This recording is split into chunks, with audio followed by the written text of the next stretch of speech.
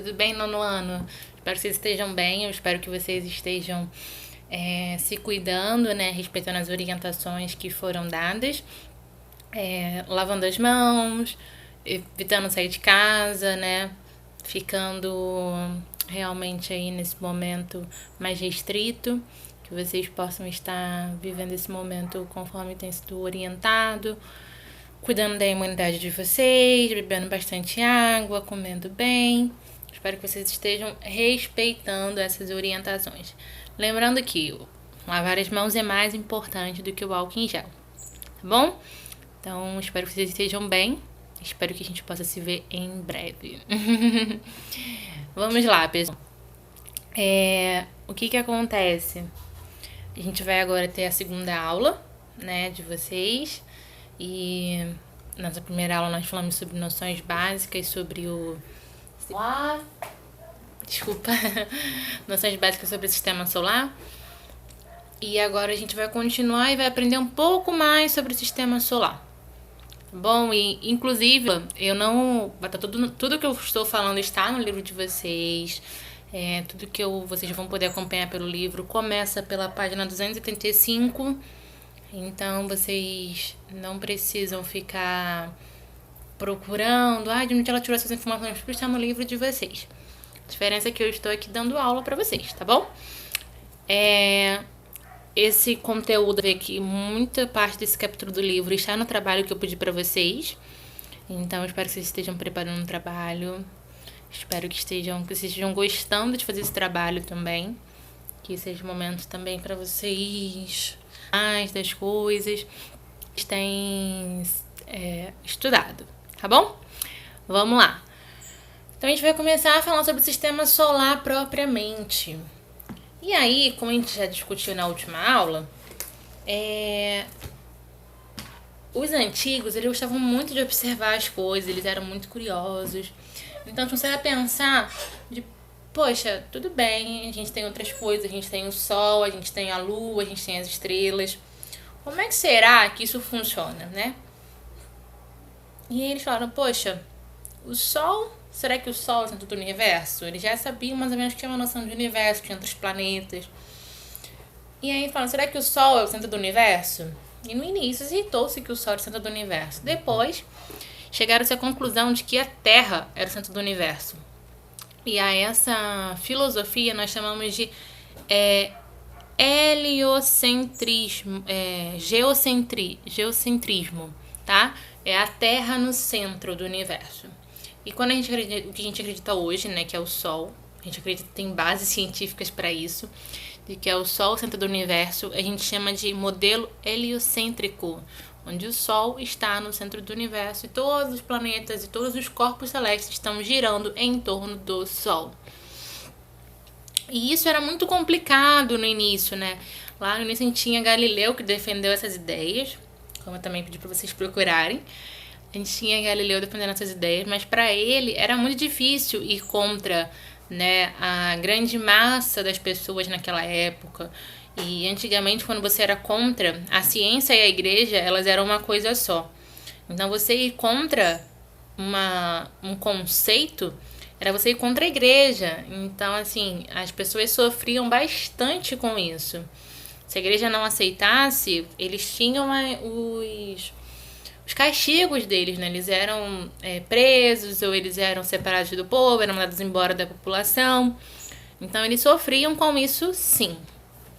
E aí, mesmo assim, né, continuaram-se os estudos e hoje nós sabemos que nós temos comprovado que o Sol é o centro do universo, que os outros planetas giram em torno do Sol, inclusive o planeta Terra. Então, hoje nós temos que predomina o heliocentrismo e não mais o geocentrismo.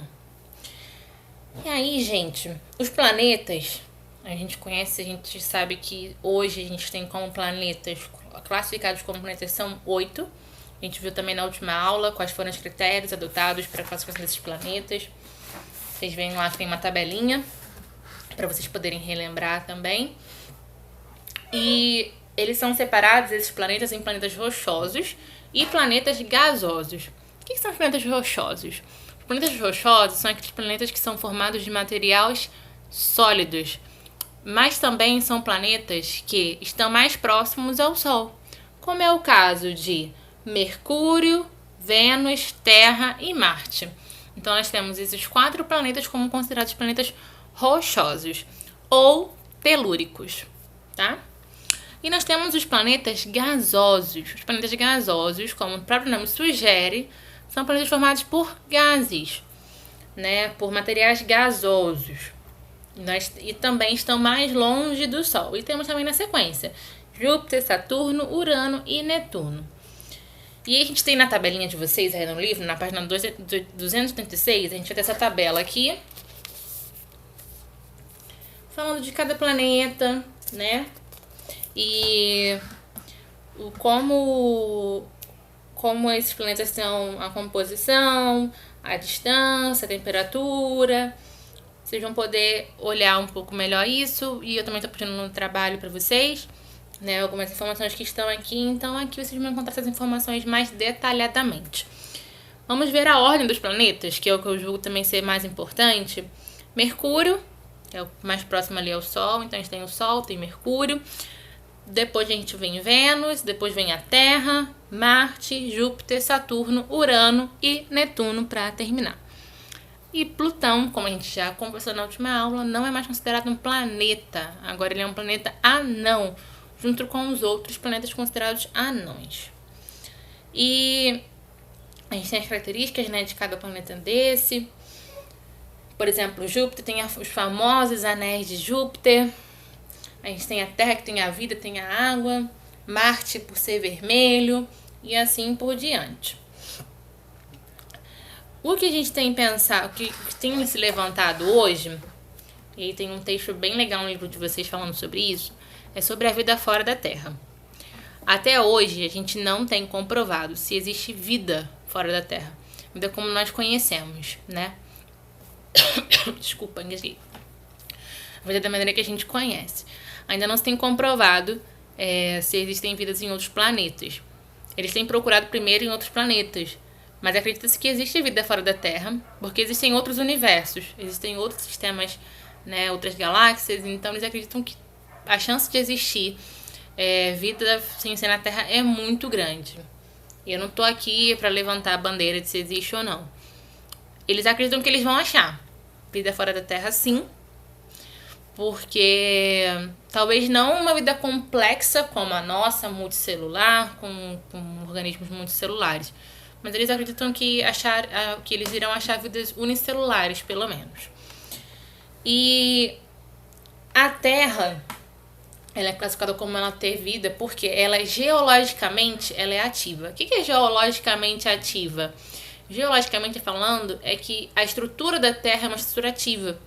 Ou seja, a gente tem as placas tectônicas, a gente tem principalmente a questão do vulcanismo.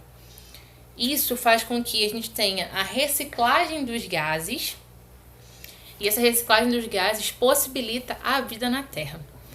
Então, outros planetas rochosos, como é o caso de Marte, de Mercúrio, né, eles também apresentam o vulcanismo. Eles apresentam também o tectonismo. Então, acreditam-se que pode ser que se tenha vida nesses outros planetas, tá bom? Continuando. Os planetas anões, eles são corpos celestes que eles não vão possuir massa suficiente para serem considerados planetas. Então a gente tem aqui, ó, Plutão, Ceres, Haumea, Makemake e Eris. A gente tem no total 5 planetas anões conhecidos. Pode ser que existam mais? Pode ser que existam mais. Mas hoje nós temos 5 planetas conhecidos como planetas anões. Além de todas as características que a gente viu também, de que é para ser considerado planeta. Isso a gente já tinha visto um pouco, né, na outra aula, na nossa aula inicial. Agora nós vamos aprender um pouco mais sobre como acontece aqui na Terra. E nós vamos começar agora com o movimento da Terra. A Terra, ela está localizada entre Vênus e Marte. E a Terra está aqui no meio, né? Então é Vênus, Marte e a Terra está aqui. E a Terra ela vai ter um eixo imaginário nela. E esse eixo vai dividir a Terra em norte e sul. A gente tem vários eixos imaginários, né? Mas o principal é que divide o norte e sul e o leste do oeste. Então a gente tem a linha do Equador, a gente tem a linha de Greenwich.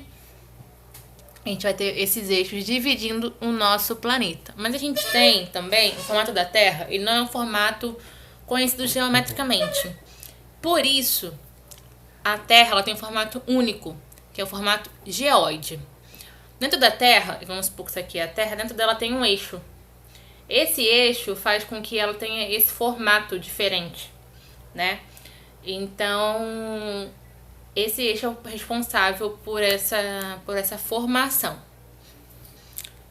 A gente tem alguns movimentos que a Terra realiza, que são movimentos importantes para nós que vivemos no planeta Terra. O primeiro movimento é o movimento de rotação. O movimento que a Terra faz em torno dela mesma. Então, ela gira em torno dela mesma. E esse movimento ele é responsável pelos dias e pelas noites. Esse movimento leva em torno de 23 horas, quase 24, né? Por isso que o dia tem 24 horas. Esse movimento leva em torno disso, de 24 horas, e faz com que nós tenhamos os dias e as noites. É importante, né? A Terra vai girar em torno dela mesma. E se nós não tivéssemos isso, seria um constante dia ou uma constante noite para um lado do planeta. Vamos ter também um movimento de translação, que é também um movimento super conhecido, que é o movimento da Terra em torno do Sol. E aí a gente entra numa curiosidade. Esse movimento, ele leva 365 dias, né? E algumas horas, né, a mais. 365 dias e 6 horas. Isso dá um total de um ano, só que ainda sobra essas 6 horas, né? Então é assim que a gente tem um ano bissexto. Essas 6 horas, quando acumula-se ao longo de 4 anos, a gente vai ter o ano bissexto, que é o ano que a gente vai ter o mês de fevereiro tendo 29 dias. Então, a gente vai ter, né, esse movimento da Terra girando em torno do Sol. E depois, para nossa contagem, não muda no movimento, tá? De translação. É apenas para nossa contagem que vai mudar. A gente vai somar mais um dia. O que acontece, gente? Esse movimento, quais são as importâncias desse movimento? O movimento de rotação, como vocês viram, é um movimento que a gente tem o surgimento dos dias e das noites, correto? No movimento de translação, a gente vai ter vai ser importante porque vai marcar as estações. O movimento de translação ele vai marcar as estações primavera e outono, e inverno e verão.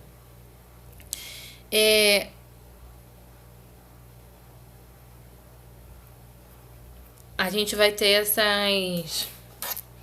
essa importância para nós, né? Por que é importante a gente ter essas estações bem definidas?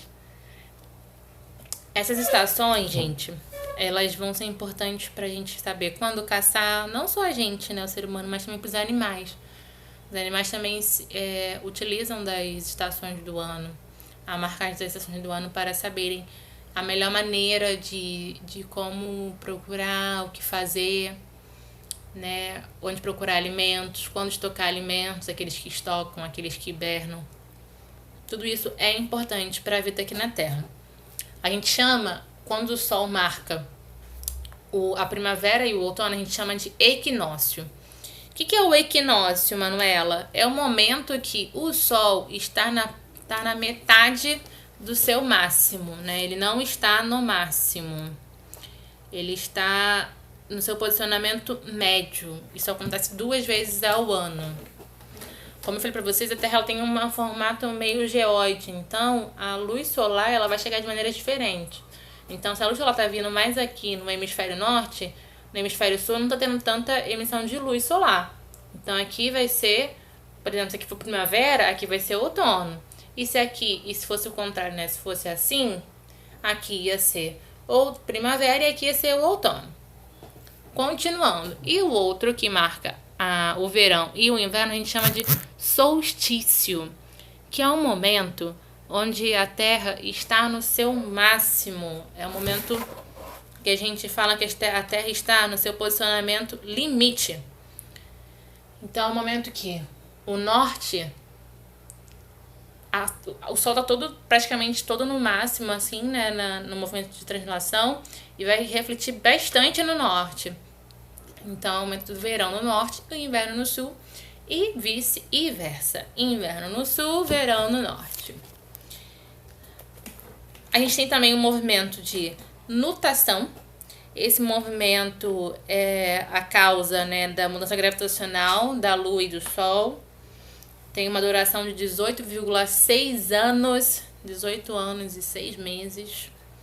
Então aí a gente tem essa mudança gravitacional da Terra, então a Terra está constantemente sofrendo essa mudança gravitacional. A gente tem um movimento de precessão, que é um movimento que causa o eixo da Terra. Então esse é o movimento que a gente tem lá dentro aquele eixo, que a gente tem dentro da Terra. É um movimento que faz esse eixo, é um movimento de precessão. Parece com um peão, que ele vai girando assim, né? Tem aqui no livro de vocês tem uma imagem mostrando na página 288. Ela demora cerca de 25.800 anos, então é muito tempo, né? Para poder completar o seu ciclo. E vocês ficam pensando, poxa, o Sol, por que os planetas giram em torno do Sol? Por que o nosso sistema, né, é em torno do Sol, o sistema solar? Por que o Sol é tão importante? Pensando aqui na Terra, o Sol é fundamental para várias coisas para a nossa vida. Uma delas, o Sol é importante para as plantas. E assim, consequentemente, ele vai ser importante para todos os seres vivos. O Sol, ele ajuda com que as plantas façam a fotossíntese, né? A energia solar, ele concede energia. E as plantas, elas vão fazer o quê? Elas vão absorver o gás carbônico e a luz solar e vão, como consequência, liberar o oxigênio, que é importante para a nossa manutenção, para a nossa respiração. Além disso, esse produto, né, o Sol, ele vai fornecer energia para a planta. E as plantas, elas são a base da cadeia alimentar. Então, toda energia ali que elas produzem, elas vão passar para os próximos tróficos de cadeias, né? Então, os herbívoros vão comer aquela energia que vai ser absorvida pelos carnívoros que comerem esses herbívoros e assim por diante. Tá bom? Então, o Sol é muito importante por isso também. Além do que, o Sol fornece vitamina D. O Sol é o principal fornecedor de vitamina D. Se a gente não tiver, né, o Sol como fonte de vitamina D, a gente tem que tomar remédios, suplementos, para que a gente tenha essa vitamina D que o nosso corpo precisa. Seja para função física, quanto para função mental também. Muita gente entra em depressão e tem problemas psicológicos por conta da falta de vitamina D, por falta da presença do Sol. A luz, né, variando a intensidade dependendo da estação e da época do ano, ela é importante porque a gente vai ter a variação das estações. Assim, onde a gente está posicionado no planeta, talvez a gente não perceba tanto isso, né? A diferença do outono para a primavera, do inverno para o verão, né? Do inverno para o outono também. Às vezes a gente tem aqui no Rio de Janeiro invernos que não são tão frios, né? Então a gente não sente tanto essa diferença. Mas se a gente começar a se reparar, vocês vão ver que os dias mais curtos são os dias de inverno. São os dias que a gente tem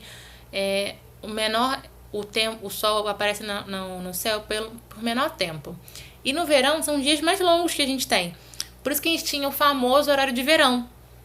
Porque o Sol ficava mais tempo. Então a gente podia aproveitar mais tempo realmente o dia. Então não era conta da carochinha, não era invenção, gente. Era real. O horário de verão é real. Tá bom? Continuando. As estações vão ocorrer por conta do movimento do Plutão, mais a inclinação da Terra, como eu já tinha falado. Então a gente viu o Sol, mas a gente também tem uma outra coisa, né, que ilumina a nossa Terra, que é a Lua, símbolo aí de tantas canções, tantas cartas de amor, né? A Lua, ela é um satélite natural, como a gente já conversou, e ela é muito importante. Por que ela não é uma estrela? Porque ela é iluminada pelo Sol, ela não tem luz própria. E ela faz um movimento de revolução. É um movimento que ela faz em torno da Terra. Então, esse movimento da Lua é chamado de revolução. Esse movimento é o que causam as fases, que a gente também já conhece, né? Que são as fases da Lua. Quantas fases são? 4. A gente tem a Lua nova, crescente, cheia e minguante. Cada fase dessa vai durar em cerca de 7 a 8 dias, e o total de todo esse ciclo vai durar de 29 a 30 dias. Nossa, Manuela, mas por que isso tem que acontecer? Qual a importância disso? A gente tem muita importância disso aqui na Terra. A Lua, né, a fase das luas, elas vão influenciar diretamente as marés, né, as marés. E isso influencia a vida de quem vive no mar, a vida de quem vive na Terra, né? E ajuda também os animais a perceberem a iluminação. A gente tem alguns estudos que sugerem que os animais, eles são influenciados pela luz da lua. Então, alguns animais só saem para comer quando a lua está cheia, outros não. Quando a lua está cheia, eu não saio para caçar.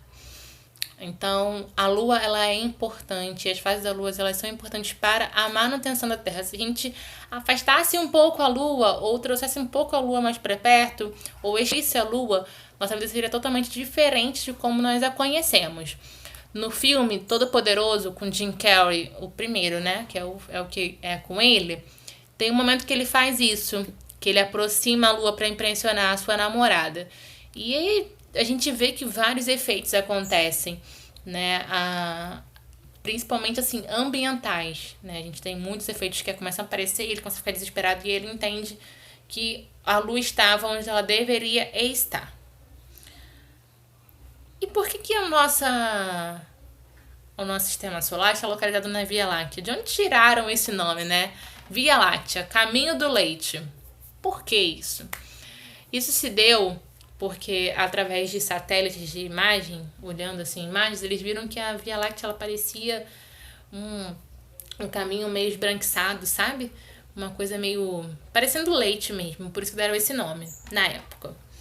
E o que forma, né, a nossa galáxia? São as estrelas, os planetas, os cometas, os asteroides e a poeira cósmica também, além dos gases.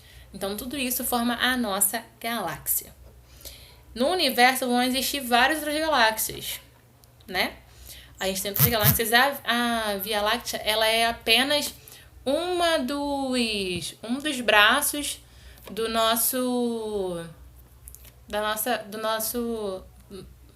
universo.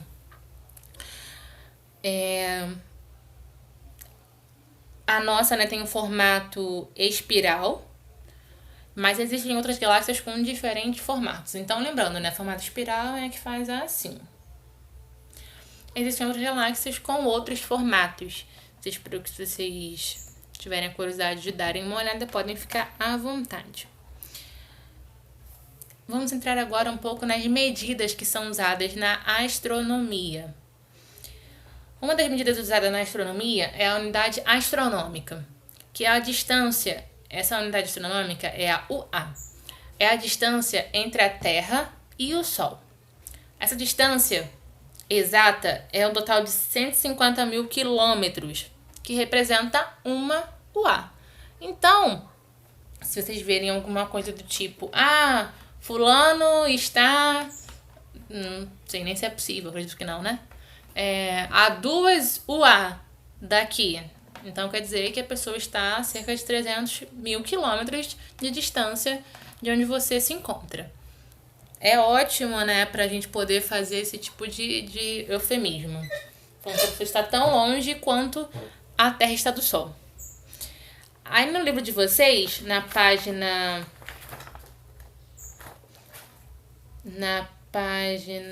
Cadê? 292, vocês vão ver um quadro.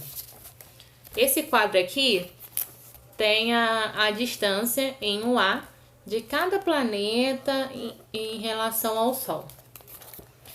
Além dessa unidade que é usada, né, que é a unidade astronômica, em relação à distância, a gente também tem a unidade ano-luz. E diferente do que a gente pensa, do que a própria palavra sugere, anos-luz não quer dizer tempo.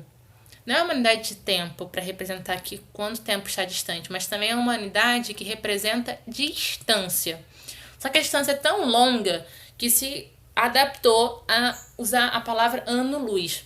Então, um ano-luz equivale a 10 trilhões de quilômetros. E a gente vê essas unidades sendo principalmente usadas para as estrelas. Por isso que falam, essa estrela tá 1 ano-luz daqui. E as pessoas pensam o quê? Que ela passou 1 ano atrás, agora que eu tô vendo. Não, é que ela está a 10 trilhões de quilômetros daqui. Então, a gente vê, mas demoraria muito pra gente deixar de perceber quando ela se apagasse. O Sol, por exemplo, está a 8 minutos luz daqui da Terra. Então, se aqui no livro até fala de vocês, né? Se o Sol, se a gente tivesse um problema lá, né? O Sol tivesse um apagão, a gente ia demorar uns 8 minutos para perceber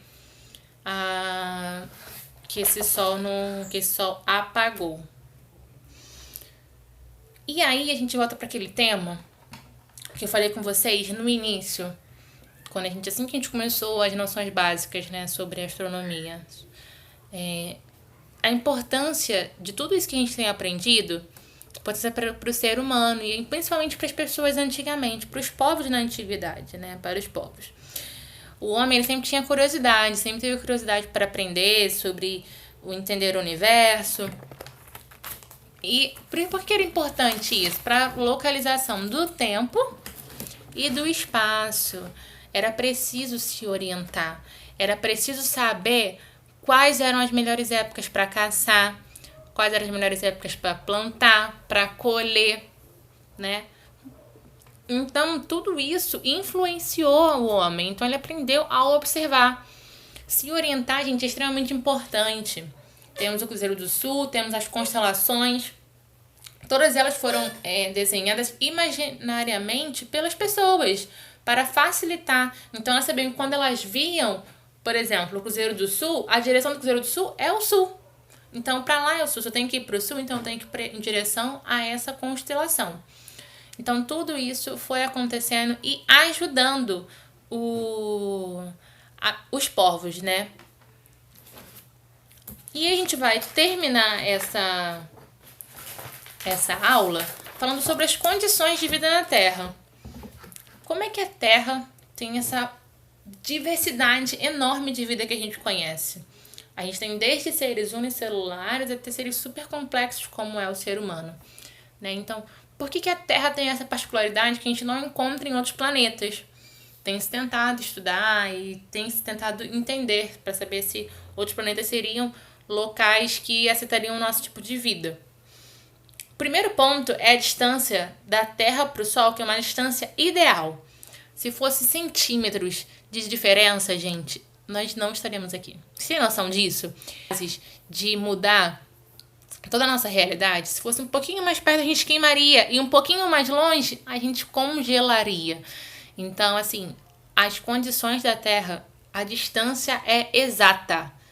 Quem fez isso é um matemático de ponta, é um excelente matemático. Tá? Não tem como falar que foi erro, não tem. É perfeito. Não dá. Já fizeram estudos e comprovaram que se fosse um pouquinho mais longe nós congelaríamos e um pouquinho mais perto nós derreteríamos por conta do calor.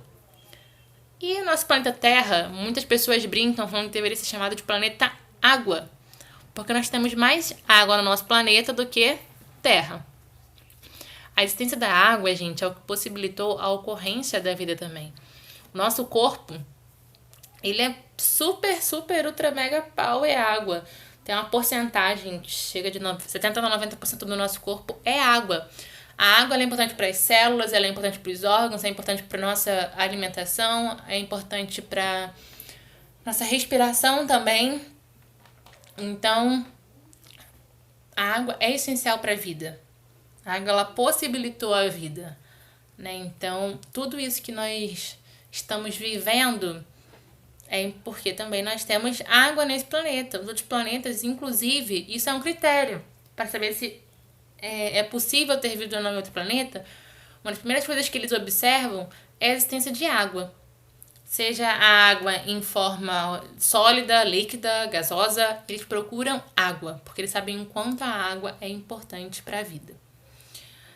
E a luz solar, gente, chega aqui em quantidades adequadas. A luz solar não é demais e não é pouca. Como eu falei para vocês, a luz solar é extremamente importante para a fotossíntese. E isso é importante porque pela energia, né? Que vai ser totalmente absorvida pela cadeia. E aí a gente pensa, se a luz solar fosse um pouco menos ou um pouco mais, talvez a gente não teria o efeito da fotossíntese. É óbvio que a gente também tem a camada de ozônio, a gente tem que essa camada de ozônio também é extremamente importante para nossa vida, porque é o próximo até ponto, né? A atmosfera rica em oxigênio. Por quê, gente? Essa camada nada mais é do que um grande protetor solar no nosso planeta Terra. Então, tudo que nós temos aqui é uma proteção do que a gente... dos gases e principalmente do Sol. Ele funciona realmente como um grande protetor solar, a camada de ozônio. Então, a luz, a intensidade da luz é perfeita, gente, não tem como. E esses gases que são liberados aqui dentro são extremamente importantes para a maioria dos seres vivos, sabe, assim, a maioria. A gente tem as bactérias, tem, né, outros seres que viveriam bem, né, sem um oxigênio, mas até as plantas necessitam de oxigênio. Elas respiram gás carbônico, mas elas precisam de oxigênio também. Às vezes elas respiram oxigênio. Então, a nossa atmosfera ser rica em oxigênio possibilita também a nossa vida. Espero que vocês tenham aprendido. Espero que tenha sido de fácil entendimento para vocês. Se vocês tiverem dúvida, vocês podem deixar aqui nos comentários do vídeo. Eu vou estar disposta a atender vocês. Se quiserem também, né, podem mandar para mim por e-mail as minhas dúvidas. As dúvidas de vocês, eu vou deixar o meu e-mail aqui na descrição do vídeo. E vocês podem ficar à vontade para falarem comigo. Tá bom? Eu espero que a gente se encontre logo e que isso passe logo pra gente poder ter contato e que tudo seja mais esclarecido. Então, hoje a gente viu o sistema solar, né? Desde dos planetas, a forma como a gente chegou à formação do sistema solar, até por que a Terra é um planeta tão único, né? Por que só na Terra a gente encontra a vida até então. Espero que vocês tenham gostado e até a próxima.